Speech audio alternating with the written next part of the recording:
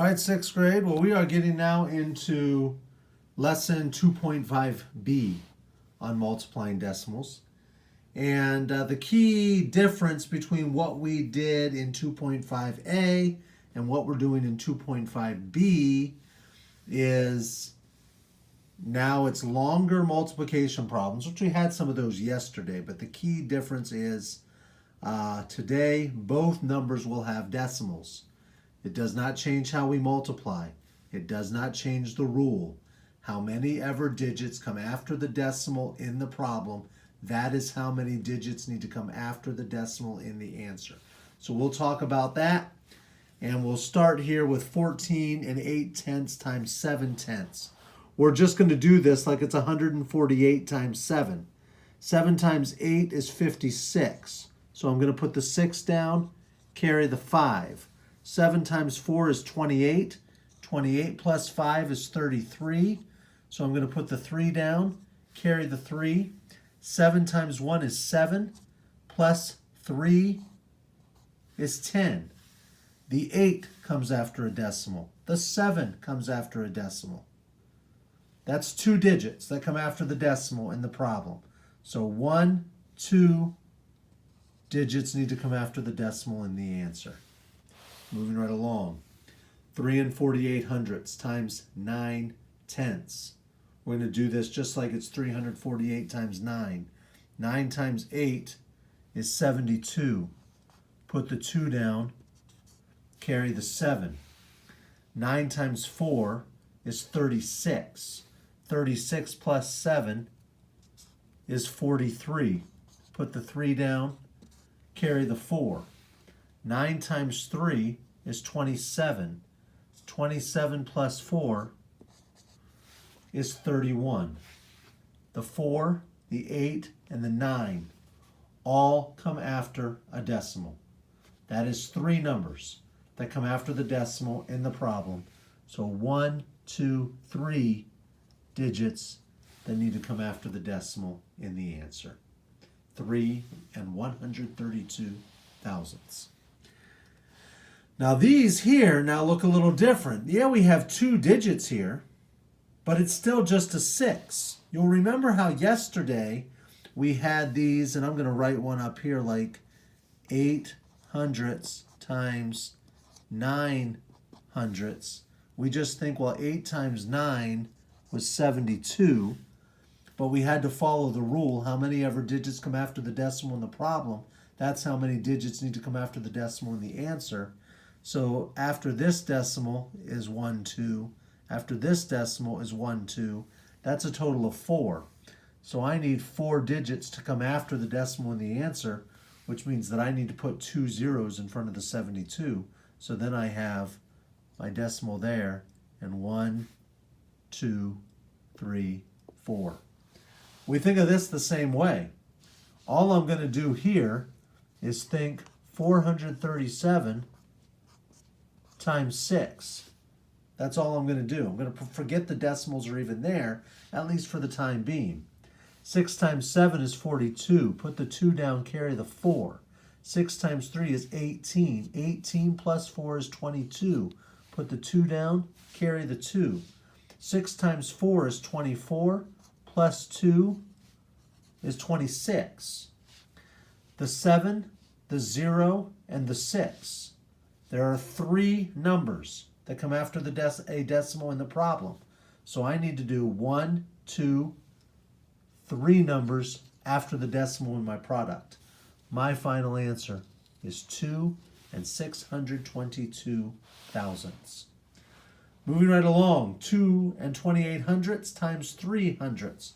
I'm just going to think of this as 228 times 3. I'm not real worried about the decimals at this point. I can just do 228 times 3. Well, 3 times 8 is 24. Put the 4 down, carry the 2.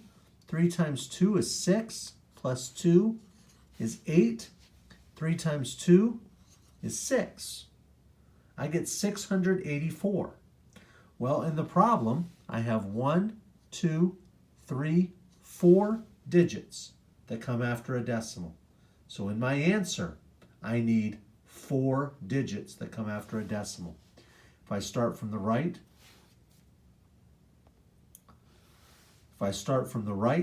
1, 2, 3, 4. I need to add that fourth number, so I put a 0, and I add a decimal. 684 10,000ths. Tenths, hundredths, thousandths, 10,000ths. All right. Last ones. Let me get a different board here. So you look at the fancy carpet in my office. 1 and 92 hundredths times 2.4. There's no zeros. I'm not going to rewrite it, but the difference is now I've got a 2-digit number here. But I'm going to do this the same way I would do 192 times 24. I'd start with 4 times 2. Well, 4 times 2 is 8. Then I'd do 4 times 9. 4 times 9 is 36. Put the 6 down, carry the 3. 4 times 1 is 4, plus 3 is 7. Then I'm going to put a 0 down, so everything lines up with my 2. All right? Then I'm going to do 2 times 2, and that's 4. Then I'm going to do 2 times 9, and that's 18. So I'm going to put the 8 down, and I'm going to carry the 1. Then I'm going to do 2 times 1, and that's 2. And then I'm going to add this one, and that's 3. So now I have these two numbers, 768 plus 3,840. I'm going to go ahead and add them. 8 plus 0 is 8. 6 plus 4 is 10. Put the 0 down. Carry the 1. 1 plus 7 is 8. 8 plus 8 is 16. Put the 6 down. Carry the 1. 1 plus 3 is 4. In my problem, this 9, this 2, and this 4 all come after a decimal. So I need, that's 3, 1, 2, 3. So I need 1, 2, 3 digits to come after a decimal in my problem. 4 and 608 thousandths. Last one, very similar to this one. Decimal's in a different spot, but we're going to pretend that it's 476 times 83. We're going to not worry about the decimals for the time being. I'm going to start with 3 times 6. Well, 3 times 6 is 18. So I'm going to put the 8 down, carry the 1. 3 times 7 is 21, plus the 1 is 22. So I'm going to put the 2 down and carry a 2. Then I'm going to do 3 times 4. Well, 3 times 4 is 12. And 12 plus 2 is 14. Then I'm going to put a 0 down so everything lines up with my 8. And I'm going to think, well, 8 times 6 is 48. Put the 8 down and carry the 4. Then I'm going to do 8 times 7. And well, 8 times 7 is 56. And 56 plus 4 is 60. So I'm going to put a 0 down, and I'm going to carry the 6. Then I'm going to do 8 times 4. And 8 times 4 is 32. And 32 plus 6 is 38. I now have these two numbers, 1,428, 38,080. I'm going to go ahead and add them. 8 plus 0 is 8. 2 plus 8 is 10. Put the 0 down, carry the 1. 1 plus 4 is 5, plus nothing is still 5. 1 plus 8 is 9. Nothing and 3 is 3. In my problem, this 8, this 3, and this 6 are the digits that come after a decimal. That's 3 digits that come after the decimal in the problem. So I need 1, 2, 3 digits to come after the decimal in my answer.